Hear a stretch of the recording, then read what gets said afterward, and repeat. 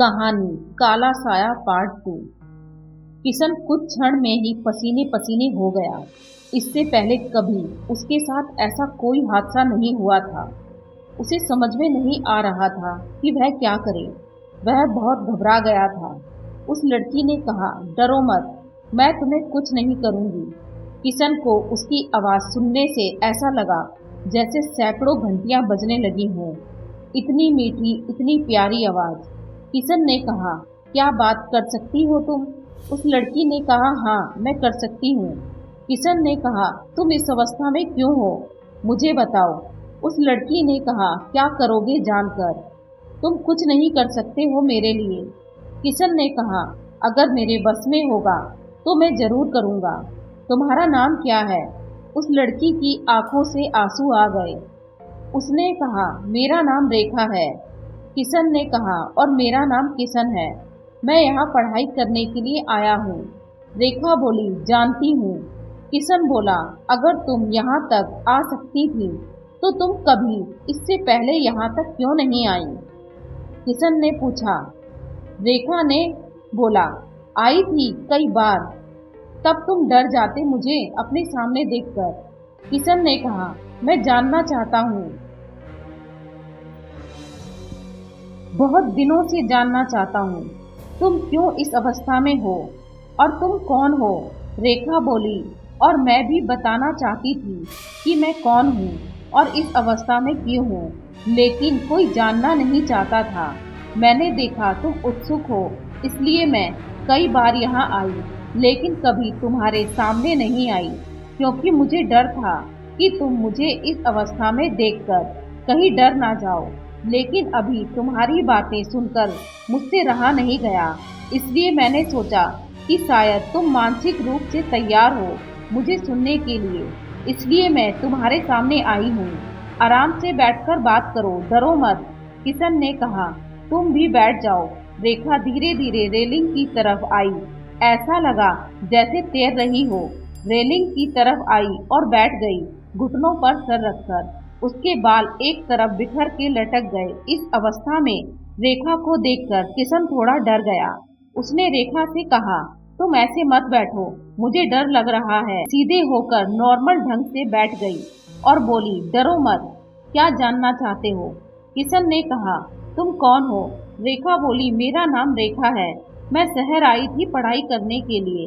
मैंने ग्रेजुएशन में एडमिशन लिया था और एमकॉम करने के लिए आशीष भी अपने गांव से शहर आया था। वह मेरी तरफ आकर्षित था। छोटी मोटी बातचीत और मुलाकातों के बाद उसने अपने प्यार का इजहार कर दिया था। मुझे लगा मैं हवा में हूँ। बहुत खुश थी मैं आशीष को अपने जीवन में पाकर। पढ़ाई के बाद ज्यादातर टाइम हम साथ ही रहते थे। घूमना फिरना, दोस्तों के साथ मौज मस्ती करना, यह दिनचर्या बन गई थी हमारी। एक दिन आशीष मुझे अपने घर लेकर आया। पहली बार मैं आशीष के घर आ रही थी, जिस घर में आने का सपना मैंने सैकड़ों बार देखा था कि मैं आशीष के घर जाऊंगी, आशीष की जीवन साथी बनकर पूरी जिंदगी उसके साथ बिताऊंगी। सैकड़ों सपने बुन लिए थे मैंने। अपने आप को कितनी बार दुल्हन के रूप में कल्पना करके देखा था। बहुत खूबसूरत लग रही थी मैं। आशीष के घर आकर मैं बहुत खुश थी। मैंने घूम घूम के सारा घर देखा था। शाम का खाना मैंने खुद बनाया था। आशीष ने थोड़ी व्यवस्थित कर रखी थी रसोई, पर वह अकेले रहता था, पढ़ाई भी कर रहा था, इसलिए मैंने धीरे धीरे कुछ सामान किराने से मंगवाया और खाना बनाया। हम लोगों ने शाम को बैठकर खाना खाया। थोड़ी देर बैठकर हम दोनों ने टीवी देखा। उसके बाद मैंने आशीष से कहा कि मुझे जाना चाहिए। आशीष ने बोला, आज क्या तुम यहाँ नहीं रुक सकती हो? रेखा बोली, मैं जिंदगी भर रुकूंगी, लेकिन ऐसे नहीं, अभी जाना चाहती हूँ, प्लीज रुक जाओ, सिर्फ आज की रात। आशीष ने कहा, ऐसे में नहीं रुक सकती, मेरी परेशानी समझने की कोशिश करो। कोई काम मैं ऐसा नहीं करना चाहती जिससे मैं खुद से नजरें ना मिला पाऊँ। मुझे जाना चाहिए। आशीष बोला, क्या तुम्हें मेरे ऊपर भरोसा नहीं है? मेरे प्यार पर भरोसा नहीं है?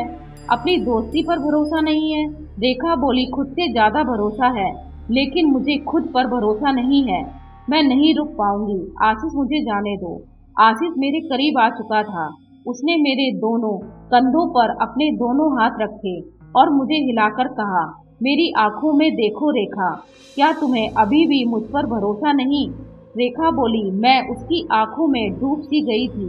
मैंने उसकी आंखों में देखकर कहा, मैंने पहले भी कहा है, मुझे तुम पर पूरा भरोसा है, पर मुझे खुद पर भरोसा नहीं, इसलिए मुझे जाना होगा।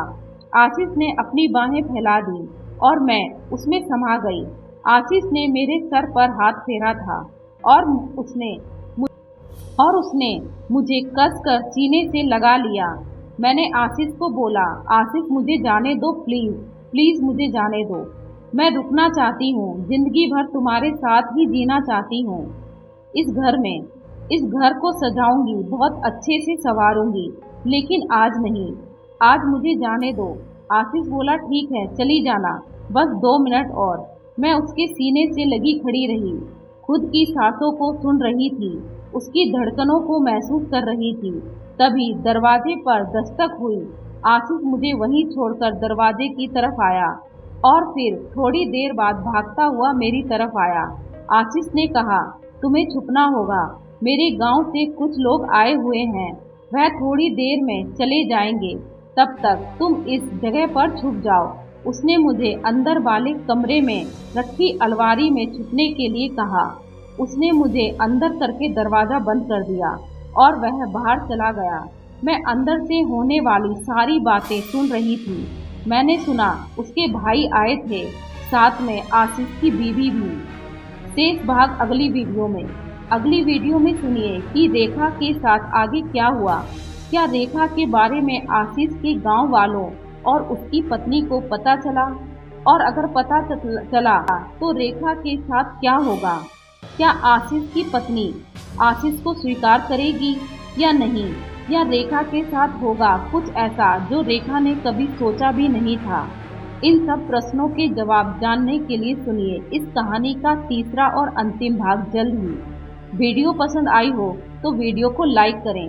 आपके एक लाइक से मेरा मनोबल बढ़ता है। आपका एक लाइक मुझे और वीडियो बनाने के लिए प्रेरित करता है। इस कहानी का अगला भाग सुनने के लिए मेरे चैनल किड्सनवी वॉइस को सब्सक्राइब जरूर करें। Thank you.